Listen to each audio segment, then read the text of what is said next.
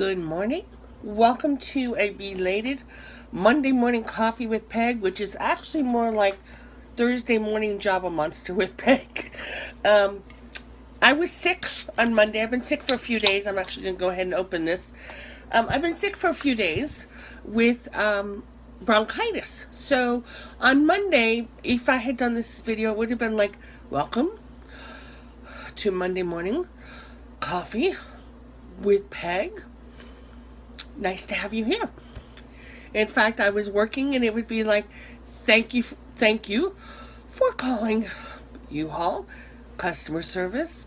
My name is Peggy. How may I help you? So that was not a good day to record. Tuesday wasn't much better. And then yesterday I wound up getting involved helping Art with some of the work that Art and Robin do. So today is Thursday and I'm going to get around to recording this. So welcome to Monday Morning Coffee with Peg. Actually, I think I'm going to pull up something here and read you guys something later that I thought was kind of interesting. Let me pull this up. Something I wrote that I thought I'd share. Anyway, so excuse me, please. So someone said to me in my last video, how did Art and I meet? Because we've been married 39 years. I think I might have said 38. It's actually been 39. So I thought I'd share that very quickly. My parents grew up in a town called Mars Hill, Maine, northern Maine, right near Canada, up north. Yes, I talk with my hands. You'll just have to get used to it. And then when they got married and everything, they moved down to Connecticut. Well, when they adopted me, I grew up in Connecticut, in Coventry, Connecticut. I was adopted when I was a year old. And I spent most of my life from about 3 to 18 in Coventry, Connecticut. I wound up deciding to go to a college in Rhode Island, at Barrington, Rhode Island. And my mom told me shortly before I went that one of the families they knew of up in Mars Hill, one of their sons was going to college. So be sure to be a good girl and friendly and go introduce yourself to him. Well, actually the son was going along with a friend. Son decided at the last minute to go to a Votech school up in Maine, so the friend went alone. And as it turned out, we both were science majors, which is totally crazy. I never should have picked science, but I guess God had me pick science so I would meet my husband. Anyway, so we're both science majors, and we're at the freshman banquet for science department, and we're all introducing ourselves. And down the table a little ways, this guy who was kind of sort of cute says, "Oh, I'm from Mars Hill, Maine." And I'm going, I'm supposed to go introduce myself to him. So that's how it happened. I introduced myself to him, and then we talked in the bookstore for a couple hours. And then we talked a couple hours while we were waiting in line and then eating supper. And then we talked some more. And then we became lab partners. And we were in almost all the same classes. And we started dating. And in August of the next year, I was officially Mrs. Arthur Flint. So we met in September and got married the following August. I was like less than a month away from being 19. He was less than 2 months from being 21. Let me think. Yeah, we were 18 and 20, basically. And everyone thought that we'd never make it. Sometimes I think we thought we'd never make it, too. But here we are now, 39 years later. If you were to put our profiles into Match.com, which is how my son met his wife. I think it was Match.com, or it was one of those websites. If you were to put our profile into that, we never would match at all. We don't like the same things. We're so totally different. So I'm glad Match.com wasn't around back then. Art was the first guy I ever dated, I ever kissed, etc. So anyway, 39 years, it'll be 40 years, August 9th of this year. So anyway, that's the story behind how I've met my husband, and thought I'd share a little bit of some of the lessons I've learned. Someone might look at me and go, how could you be married for 39 years to someone without wanting to kill them? It's easy. When you reach those points, you walk away. You just say, I need space. Yes, there have been times I would have loved to have taken our cast iron skillet and just hit him up the side of the head. I'm sure he's felt the same way. But the problem is cast iron skillets are just too valuable to damage that way.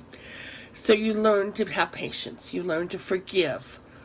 You learn that marriage isn't 50-50 or 100-100. It's just what you can when you can, giving as much as you can, not expecting as much as maybe you would think you would, but being willing to accept what the other person can give.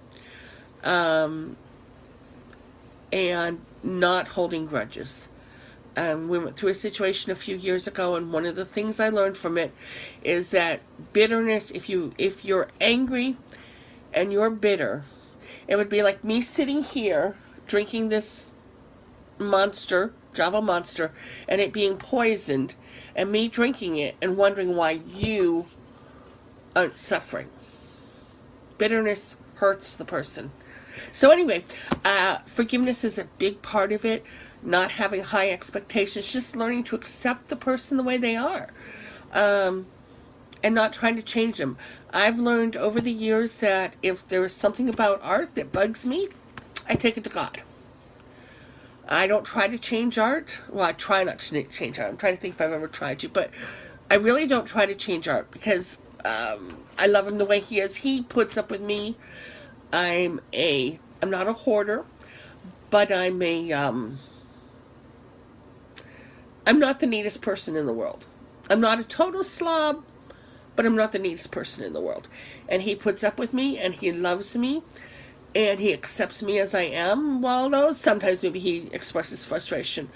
So I figure that if I can accept him as he is, and if there's something that really bugs me, I pray about it.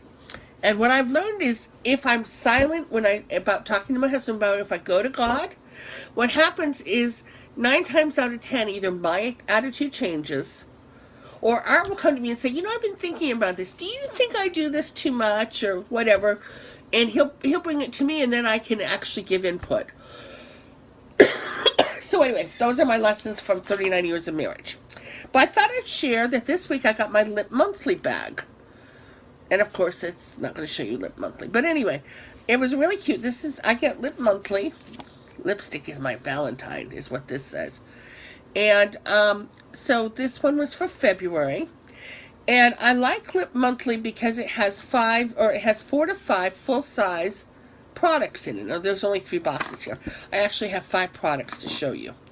The first one, I'm going to start with my least favorite, which is Belated Cosmetics, which I do see it's showing it backwards or whatever. I don't know if you can see that. I'm going to try to put a little bit on me. I hate lipstick. I have used lipstick before with a brush. Can you see that? Okay, that's probably the most accurate. It's pretty color, don't get me wrong.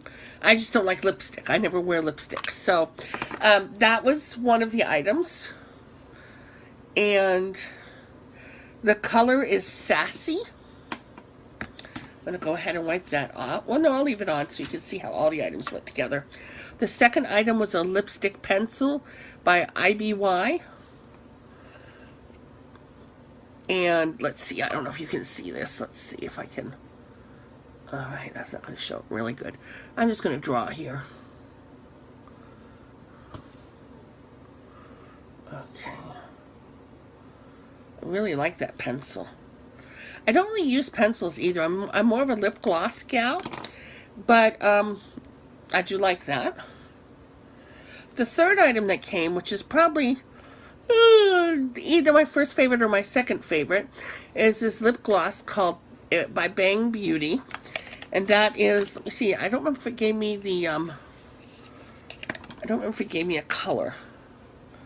Hot Chocolate, that's right, because I like the name of it. Hot Chocolate. That's what I should probably put on my lips. But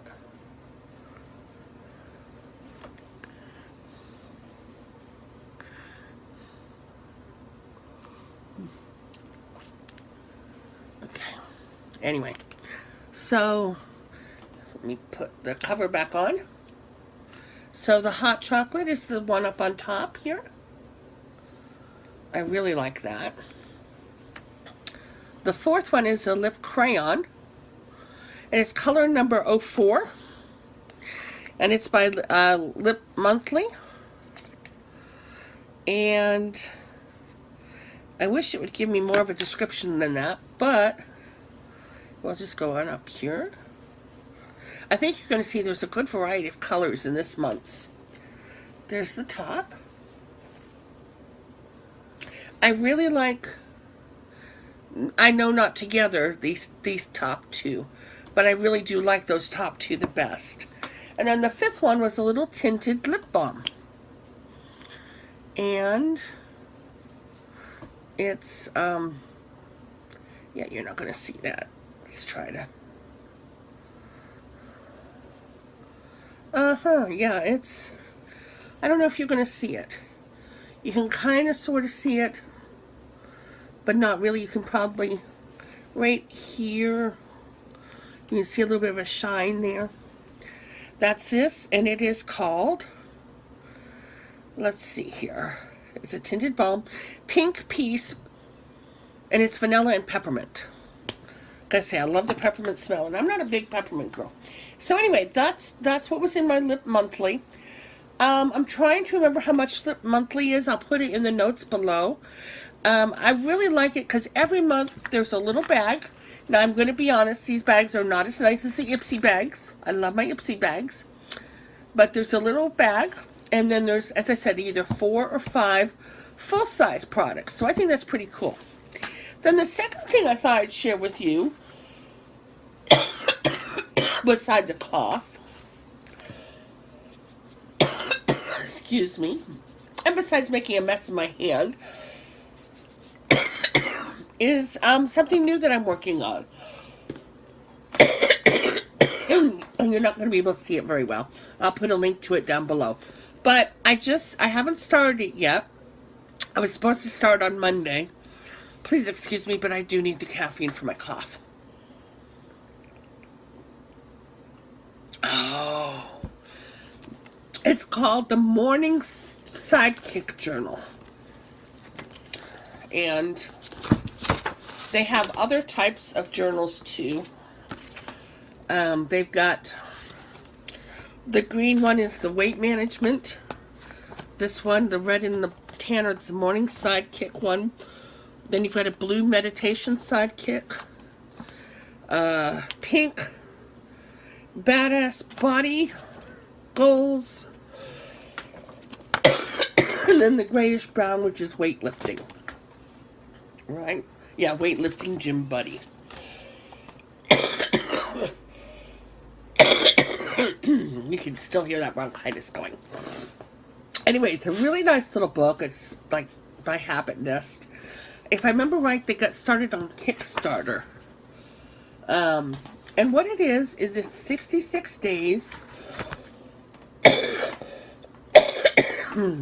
And what you do is you've got a portion you work through in the beginning as far as why you have the goals you want for a morning routine, which is what this is all about, is learning to do a morning routine and getting your better control over your day.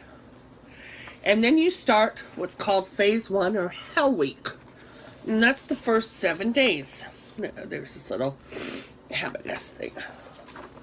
And what you do is every day you answer, every day there's like a tips or something on one side. And then on the other side you've got, you're going to fill it out, and it's tonight I'll fall asleep, I'll sleep at whatever time, and tomorrow I'll wake up at whatever time. And they tell you to start beginning a nighttime routine. The magical moment I experienced today, so you've got a place to record things. My morning ritual tomorrow will be, and then a little check-off box. That last night, you've actually filled this out ahead of time. And then when you get up last night, I did go to sleep at, and I got up at. My most important task for today, one way I can improve life by 1%, and top 2 distractions to minimize tonight before I go to bed. So that's on day 1. And then Day 2, there's like a daily challenge, and the journal on this side is almost always the same. So, at least for the first 7 days. After the 7 days, you've got a phase 1 recap where you go through and it's like, what morning rituals do you want to continue doing? What rituals were not useful for you that you'll cut? What are some new rituals you want to experiment with? Boy, I'm looking at myself with this lip gloss. I really like that. If you continued this habit for another 2 weeks, what kind of person would you become? And if you drop this habit now, would it benefit your life in any way? Phase 2 is days 8 through 21. And it's pretty much the same information. Every day you're just keeping track of your morning ritual. You're planning your morning ritual for the next day. And then you're checking in to see how you did. And then it goes actually that way for the rest of the 66 days. And I got this because I'm horrible with morning routines, and I really want to do better. Part of the problem is I work 4 days a week, and then I have 3 days a week off. So I don't really have anything regular going. Like today, Thursday, is a day off for me. I could pick up some work if I wanted to. I just didn't want to pick it up today.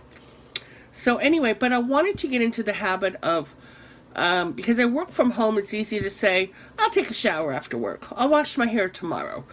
I'll make the bed when I get done with work. I'll do laundry later, whatever. So I wanted to get in the habit of really managing my mornings better, because right now I work from 8 a.m. to 2 p.m. Central Time, Mondays, Tuesdays, and Fridays, and then about 8 to 4 on Saturdays.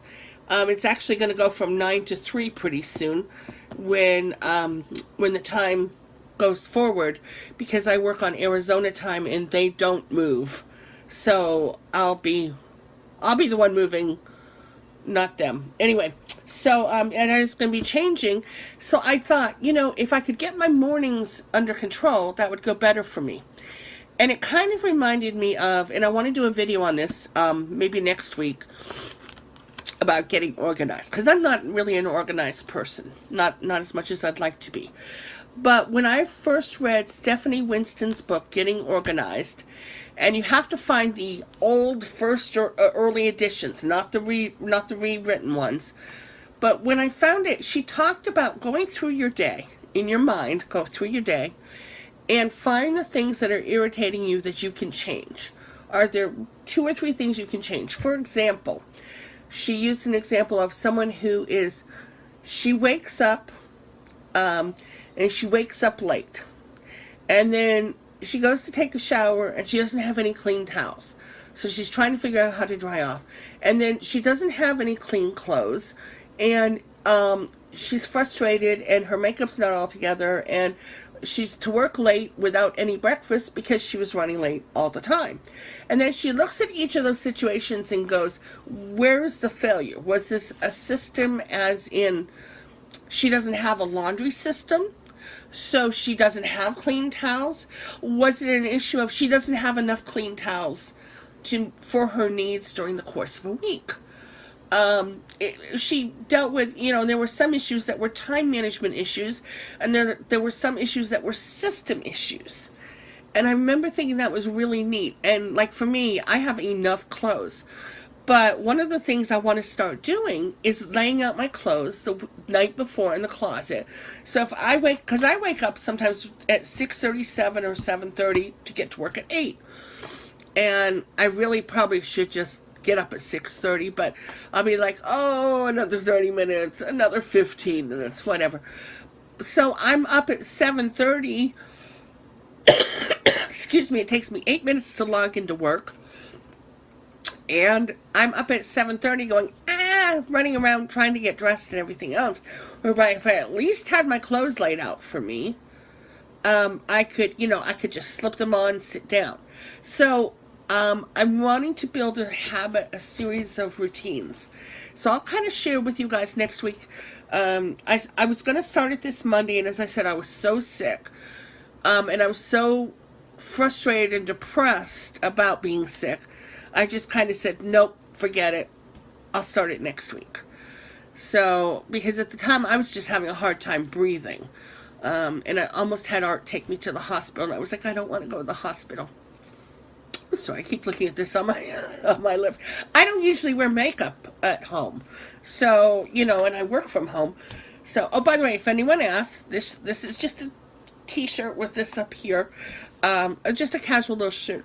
I think I bought this shirt, if I remember right, for like $3.99 at Dee Dee's Discounts. So, because I know someone's going to ask, did you get it from Stitch Fix or whatever? So anyway, that's pretty much it. That's going to be most of this. But I did want to read you what I wrote to Fashion. And I'm actually going to send a copy of it to Liz at Mix and Match. I think I'm sticking pretty much with just Fashion and Mix and Match. Excuse me, please. I do have a Stitch Fix box to do a video of later today. Hopefully Robin will be feeling good enough to help me with that. And I do like Stitch Fix, but I can't afford all the boxes. And so I'm probably going to stick with Fashion because you can get a discount if you buy 3 or more items. And Mix and Match because you can spread out payments. So anyway, here was my letter to Fashion. I'd like to keep Kristen as my stylist. I have a lot of information to give her, so if it looks like it won't fit here, and I suspect it won't, but it did, then I'm actually going to put the rest of it into an email and send it to y'all. First of all, I've updated it, and I give my Pinterest link, and I'll go ahead and put that down in the notes before. Secondly, please remember that I am short, 5 foot 4 inches, and I need petite in any pants. I want to say that my legs are 25 inches or so long. I'd have to remeasure them. I like high-waisted pants, capris, etc. Also, skirts need to be about knee length. Maybe that's at 25 inches. I need to check my measurements again. My best dress length is 34 to 36 inches from shoulder to hem. I got to thinking about the fact that I'm looking more for summer clothes, but in spring colors, because here in Texas it is already reaching 70 and above in the afternoons. In fact, in a couple days we're supposed to hit 80. In the summer we'll be hitting 106 to 112. I work from home, so casual is the best thing for me, but I'm finding lately there are certain things catching my eye. For one thing, I've started loving and wanting vertical stripes, not horizontal. I've never been a polka dot girl, but I'd love to get something that's polka dot. I think I put one item on my Pinterest that had 2 different size polka dots on the same top. I love flowers. Thank you, Alicia, my close friend, for getting me hooked on them. Chevrons, tribal designs. I don't like horizontal stripes at all. I even want to find something plaid. Oh, of course, animal prints. I love soft fabrics, thinking Zenana chops here, but I'm okay if something is a bit dressier. Nothing, though, that has to be dry cleaned. Just one more moment. I'd like to be able to mix and match anything I get with denim blues, black, dark purple, burgundy, and charcoal, as those tend to be the colors I wear for pants and capris. I don't do distressed anything, and I love dark washes and denim. Not fond of faux pockets, but if the item fits really well, I can overlook that. I pretty much only wear flats. I think you have a photo of me. If not, here is the best description I can give you. I'm an apple on the front, pear on the back, because I have the big butt, which everyone tells me looks good, but I have the protruding stomach too. I don't like dresses with a waist because 9 times out of 10 they don't hit me where my natural waist is. I love long V-necks, scoop necks, etc., but no boat necks. I love layering pieces like vests and cardigans and stuff like that. Unfortunately, I already have too many in navy, but any of the other base colors I mentioned above, or even something in one of this year's hot colors, would work maybe. I don't need any more crisscross tops. Been there, done that, went crazy enough as it is. Problem is, I like to wear jewelry and I can't do that with those tops. I don't know if you're familiar with Criminal Minds. If you are, my dream persona would probably be Penelope Garcia with her hair bows and her chunky jewelry, which I'm trying to get brave enough to wear more, and her, well, look. So I gave him a few links of pictures of her. I said she just has a spunk and spontaneity, and as I'm getting older, I find myself wanting to cut loose a bit. I guess I shall stop typing before this becomes a book. In a way, I'm glad I screwed up my last order for styling, because I really started thinking about what I was really wanting and what I already have. Oh, one last thing. Partly due to being overweight and partly due to Texas, I get hot very easily. I guess that's why I really like fabrics that breathe. I'm so excited to see what you suggest. So you say, well, why are you sharing this with me? Well, it's because one of the things I have found is that the more information we can give stylists, the better they can help us. And so I got as detailed as I could. So I'm really looking forward to see what they do. So anyway, this is the Thursday morning Java Monster with Peg edition of Monday Morning Coffee with Peg, which is what it should have been. I hope to have my next one up Monday. I actually hope before then to have up another Stitch Fix video. And I guess that's pretty much it. Next week, when I do my Monday morning video, I want to share the story of two mothers and how they influenced me. I think it'll be fun. No, I had a mother and a father. That's not the type of story like that. But I actually did have two mothers. I had a birth mom and an adopted mom. And I thought it would be neat to share a little bit about my life with them and what I learned about myself. So for now, that's it. Thank you for joining in on the what should have been Monday Morning Coffee with Peg on whatever day you caught me. And I'll see you next week. Bye-bye.